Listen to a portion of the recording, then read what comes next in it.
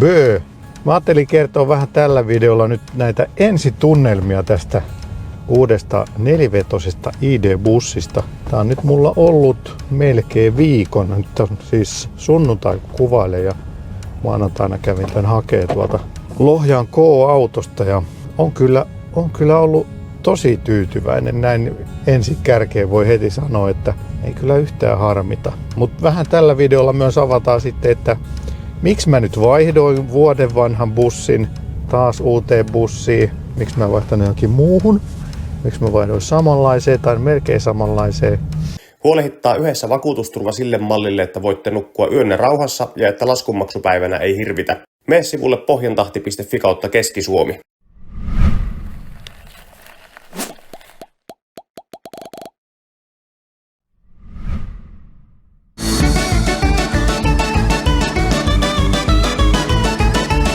Ehkä nyt tietysti ensimmäisenä syynä varmaan minkä takia sitten tähän nelivetoon tuli vaihdettua, niin oli se neliveto, koska vähän on tuossa mökkitiellä tiettyyn vuoden aikaan, niin kuin just tähän vuoden aikaan, niin se on tosi huono se tie, kun se on ihan sellaista velliä ja se alkaa vähän pettää se tie. Sillä kun on kelirikko, niin se on kyllä hyvä. Toi neliveto, niin voi ihan hissun kissun sitten hiipiä sieltä. Ja tietysti nyt sitten kun tehoakin on lisää, tässä on nyt 340 hevosvoimaa, niin kyllähän tää sitten liikkuu aika ripeästi. Että voisin kyllä sanoa, että tää on niinku meikäläisen unelma-auto nyt. Että mä en oikein keksi mitä, tai kyllä mä yhden asian on keksinyt tässä viikon aikana. Mä voisin tuossa lopussa, jos mä muistan, niin sanoa sen, mitä voisi olla vähän vielä enemmän, mutta kyllä tää on niinku nyt mun tilanteeseen ja mulle tää on nyt niinku ihan täydellinen auto, että tässä on tilaa, tänne on mukava kulkea, tää on niinku mun mittainen tää auto, että mulla on hyvät tilat. No en mä nyt sano, että tää penkki on paras mahdollinen, tää ei ole, tää on siis lyhyt tää istuinosa, mutta kuitenkin, että tänne on kiva hypätä kyytiin, tänne ei siis laskeuduta eikä ryömitä sisälle, vaan tänne noustaan. Ja se on kyllä jotenkin tälle keski-ikäiselle niin ihan mukava tämmönen korkea auto, että tänne on helppo nousta kyytiin ja nousta pois, niin kulkeminen on helppoa. Ja sitten tietysti kun aina välillä on vähän retkeilytarvetta, niin kuin viime yönäkin tuossa nukuttiin isommalla porukalla tuolla Electric Weekend maisemissa Voikoskella, niin kyllähän tää siinä taas niinku näyttää kyntensä, että voi olla aina toi sänky tuolla takaloosterissa valmiina tälleen kesäaikaan. Talvelle ei kauheasti kiinnostele kämppäillä, mutta sitten nyt tästä keväästä, kesä ja syksy, niin kyllä tulee siellä varmasti monta yötä taas tänä vuonnakin nukuttua. Ja sitten tietysti mä saan sen sängyn siitä ihan muutamassa sekunnissa pois ja sitten mulla on taas pakettiauto käytössä, että sitten jos tarvii jotain vähän isompaa kuljetella, niin se sitten onnistuu. Ja sitten mä saan taas ne samat kattosysteemit, kattotelineet ja aurinkopaneelit tonne katolle, niin mä saan sitten ton virta-aseman kautta ne sähköt taas tähän Camp Modeen varten sitten. Sitä kautta on tässä autossa vielä se 300 wattin pistorasiakin tossa, mutta eihän se tietenkään mihinkään lämmittimeen riitä. Riittäisi kyllä ihan tohon mun sängyn lämmittimeen, mutta ei sitten mihinkään puhaltimeen eikä mikroaaltouuniin tietenkään, niin sen takia se tarvitaan se virta-asema. Sitten tietysti yksi pointti tässä on myöskin se, että nyt kun tää on neliveto ja kun tää on lyhyt versio tästä pakettiautosta, ei siis pitkää ole ainakaan toistaiseksi saatavillakaan ja vähän semmoista huhua kuulin, että ei olisi tulossakaan, koska se sitten syö transporterin myyntiä, niin tästä ei varmaankaan sitä pitkää versiota nyt ainakaan vähän aikaa ole saatavilla. Niin se lyhyt versio tarkoittaa sitä, että tässä on hyvä vetomassa. Tässä on jarrullisena 1800 kiloa, mikä on kyllä hyvä lukema ja sillä saa sitten jo autotraileriakin vedettyä. Sitä varmaan tulee tällä tehtyä myöskin. Katsotaan sitten mitä siellä trailerissa vaan kuljetellaan. Siihenkin on monta suunnitelmaa. Ja 3 paikkaahan tässä on. Ja nyt tässä uudessa busmallissa on yksi mielettömän hyvä lisävaruste. Ja sitä ei siihen vanhaan olisi saanut rahallakaan. Olisin kyllä varmaan ottanut, jos olisi saanut. Mutta nyt huomasin ihan vahingossa. Mä en edes tiennyt tästä etukäteen. Kun rouva lohikäärmeen kanssa ekaa kertaa te ajettiin, niin tässä on penkin lämmitin tuohon tuohon apukuskien penkeille. Eli nuo molemmat viereiset paikat on lämmitetty. Myös selkänojasta, niin tosi hyvä varuste. Siis se oli kyllä sellainen bonus, että siitä mä oon iloinnut monta kertaa, vaikka en itse niitä käytäkään, mutta totta kai mä suon rouva lohikäärmeelle penkin lämmittimen mielelläni. Ja onhan tää niinku sympaattisen näköinen, että kyllä tää ulkonäkö edelleen toimii, että tää ei niinku vielä ainakaan tarvi mitään faceliftiä. Tietysti vähän niinku se harmittaa, että siinä henkilöautoversiossa nelivetosena eli GTX-nä, niin siinä on erilainen puskuri ja siinä on sellaiset sumuvalot, niin valitettavasti tässä pakettiautoversiossa ei ole niitä, mutta ehkä tää nyt on sitten vähän tämmönen, voi vähän sitten herättää hämmennystä, jos sähköpakettiauto kimpaseekin reippaasti liikennevaloista. Ja tuossa videon lopulla käydään sitten kokeilemaan myöskin, että miten se kiihtyy tuossa Voikosken testiradalla, että päästäänkö alle 7 sekunnin vai päästäänkö jopa alle 6 sekunnin kiihtyvyyteen. Mutta sitten siinä oli nyt ehkä nämä tällaiset fyysiset syyt, minkä takia mä halusin vaihtaa tähän nelivetoon. Tää on nyt ensimmäinen neliveto. No ei ole kyllä itse asiassa. Mulla oli Cosworth Sierra nelivetoauto, mutta tämmönen voisi sanoa nyt tällainen käyttöauto, ensimmäinen nelivetoinen. Ja luultavasti siinä käy sitten silleen, että nyt tämän jälkeen ei voi kyllä enää sitten kaksivetoseen mennäkään. Eli se on varmaan nyt sitten loppuelämän tuomio toi neliveto. Ja kyllähän se niinku tietysti tuo sellaista mielenrauhaa, ettei tarvi miettiä, että mitä sitten jos me jään jumiin, niin pitääkö alkaa jotain lumiketjua pusaamaan. Ja se ei ole niin kuitenkaan mitään herkkuhommaa sitten, kun yleensä on vielä huono keli. Niin nyt varmaan sitten paremmin päästään liikkeelle nelivedon ansiosta. Mutta sitten niitä rahallisia syitä, minkä takia nyt sitten kannatti vaihtaa myöskin tänä vuonna uuteen sähköautoon, on se, että no ensinnäkin niin tänä vuonna pakettiautoihin on vielä jäljellä tätä hankintatukea ja nyt tähänkin autoon saa 2000 € hankintatukea. Ei ole vielä tullut, mutta se pitäisi kyllä tulla sieltä, eikä se Trafilta sitten tuu, niin se pitäisi kilahtaa tilille sitten ihan päivänä minä hyvänsä. Ja toinen juttu on sellainen, että tänä vuonna saa vielä yritykset, eli mulla nyt tää toiminimi, niin saa sitten vielä tuplapoistot tämän vuoden aikana uusista ajoneuvoista. Eli ensin tietysti saa vielä ne arvonlisäverot vähennettyä. Tämän auton ostohinta oli 65 000, niin siitä on sitten reipas 13 000 arvonlisäveroa. Tietysti kun mä myin sen vanhan arvonlisäverollisen pakettiauton sinne liikkeelle, niin siitähän mä sitten joudun niinku maksamaan valtiolle takaisin sen sisältämän arvonlisäveron. Mutta siitä jää kumminkin useampi 1000 € sitten vielä palautusta niinku valtiolta mulle, koska tää on kalliimpi kuin se palautettu pakettiauto alvilla, niin sitten mä saan, olikohan se nyt 5000 € sitten arvonlisäpalautusta valtiolta. Sehän on ihan kiva juttu, koska sehän on niinku tavallaan tuloa, että jos mä en olisi vaihtanut autoa, mä en saisi sitä arvonlisävähennystä. Että tavallaan se on heti vähän niinku alennusta tämän auton hintaa. Ja tässä on sitten semmonen kiva pikkujuttu, että jos olisi nyt ostanut polttomoottoriautoa, niin sit siinähän on myös sitä autoveroa mukana.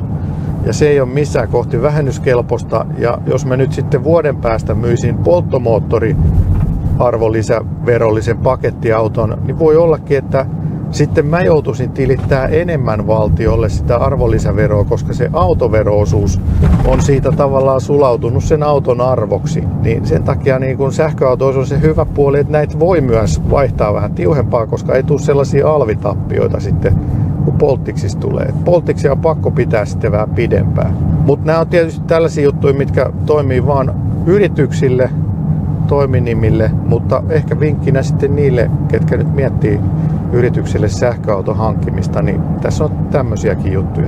Ja se poisto siis tarkoittaa sitä, että kun se arvonlisävero vähennetään tuosta 65 000, eli se joku 52 000 noin suunnilleen, niin siitä puolet voidaan laittaa verovähennyksiin. Eli se on noin 26 000 €. Ja siitä sitten, jos on veroprosentti 30% esimerkiksi, niin noin 8 000 € sitten tulee tavallaan veropalautusta sitten tämän vuoden verotuksesta. Sehän tulee sitten ensi vuonna, mutta kuitenkin se on ihan niinku taas omaan taskuun enemmän rahaa, yrityksen taskuun. Eli näin karkeasti ottaa niin 13 000 euroa nyt sitten näiden verojuttujen takia tämän auton hinta vähän niin kuin putoaa siihen listahintaan verrattuna. Ja tietysti sitten ensi vuonnakin sitä vähennystä saa tehdä siitä jäljelle olevasta 26 000 eurosta, mutta sitten se on enää 25%.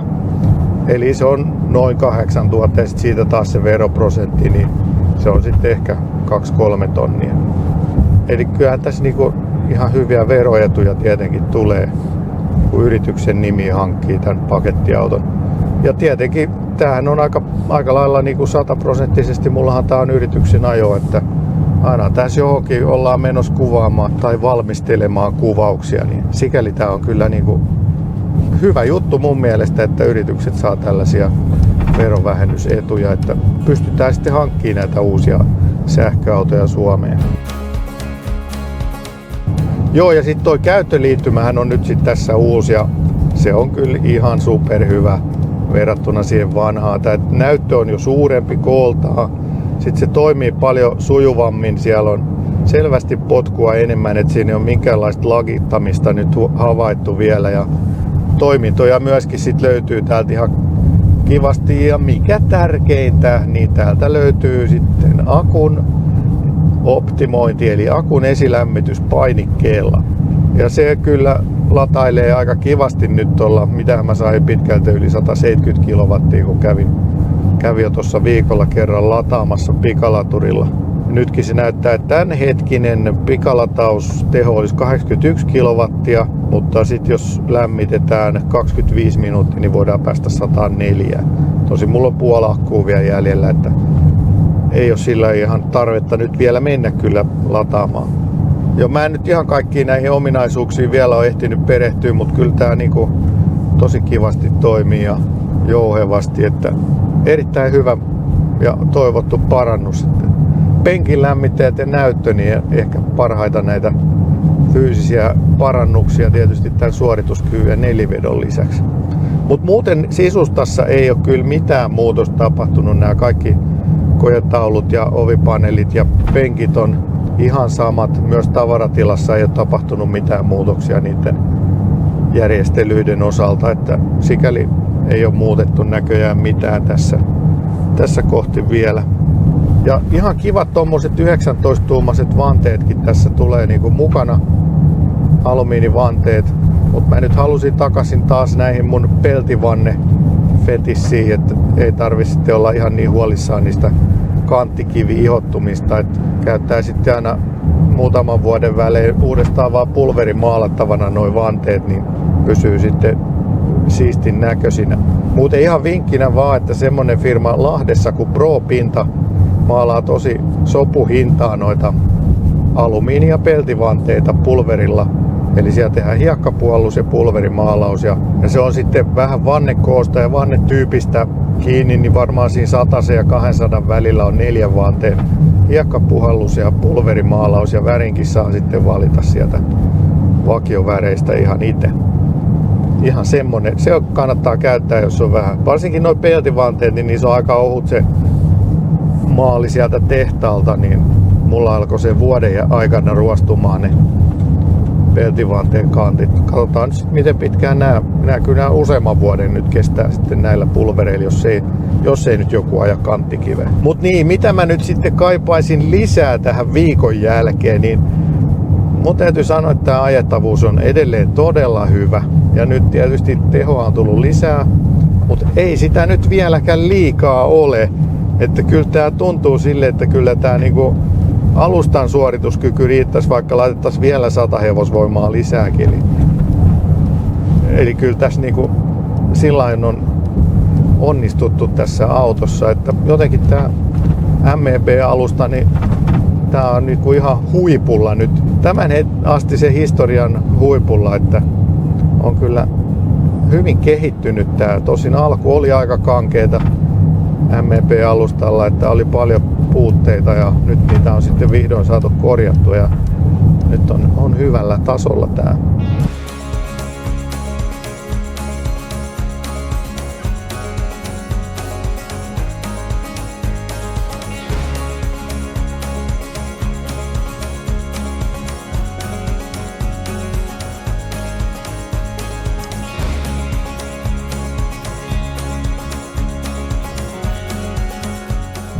mennään sitten katsoa vielä se kiihdytys siellä Voikosken testiradalla.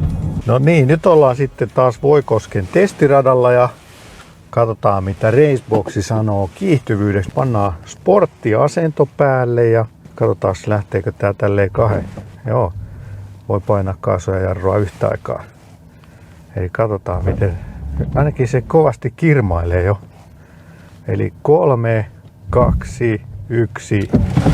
Ui, jo tavarat lentää. Hyvin kyllä lähti.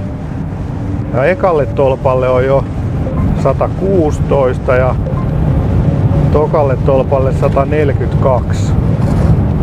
Yllättävän hyvin lähti.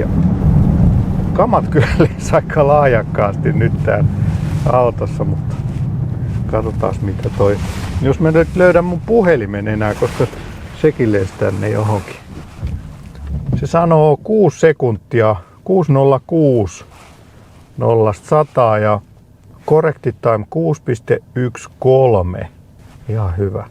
Ja 80-120 niin 4.36. Sekin on ihan hyvä. Mut kyllähän tää vähän tällaisessa tavara-autossa niin ehkä vähän silleen liikaa, että noi kamat täällä lentelee. Pitäisi olla vähän paremmin valmistautunut, että on kaikki tavarat varmasti tiukasti paikoilla, ettei ne lentele näin paljon. Mutta no joo, ihan jees. 6 sekuntia 0-100 pakettiautolla. Se oli joskus varmaan ihan sellaista superautoluokkaa 80-luvulla, niin sikäli niin täytyy olla ihan tyytyväinen. Ja hei, me oltiin tuossa viime yö tuossa Electric Weekend porukan kanssa täällä Voikoskella vähän suunnittelemassa ensi vuoden, tai siis tämän vuoden Electric Weekendia ja vähän muisteltiin viime vuoden Electric Weekendia. Tämähän on tapahtuma taas tulossa ja järjestelyt on kovaa vauhtia päällänsä parasta aikaa ja aika monen liuta on jo tullut noita näyttelijäasettajiakin ja koko ajan tulee lisää niitä, että saadaan kyllä varmaan aika hyvät karkelot tänä vuonna ja nythän se on sitten 2 päivää, mutta muuten sama setappi. Tullaan taas tänne lentokentälle sitten leiriytymään ja saunomaan ja vähän vielä se saunajuttu on auki, että millaisessa saunassa nyt sitten tehdään maailmanennätystä ja minkä auton akusta otetaan virtaa tänä vuonna, mutta varmasti jotain keksitään. Mutta pistähän kalenteriin se 29-30. päivä elokuuta, eli elokuun viimeinen viikonloppu, niin silloin sitten tapahtuu täällä Voikoskella kaikenlaista, niin kannattaa kyllä ehdottomasti tulla mukaan, jos niin kuin vähänkin sähköautot tai joku muu sähköinen liikkuminen kiinnostaa. Nyt näyttää sille, että me saadaan ihan sellaisesta jättisähkörekasta potkulauta ja kaikkea siltä väliltä sähköisiä kulkuneuvoja, että tästä tulee kyllä huikea Electric Weekend vuosi varmasti tänä vuonna.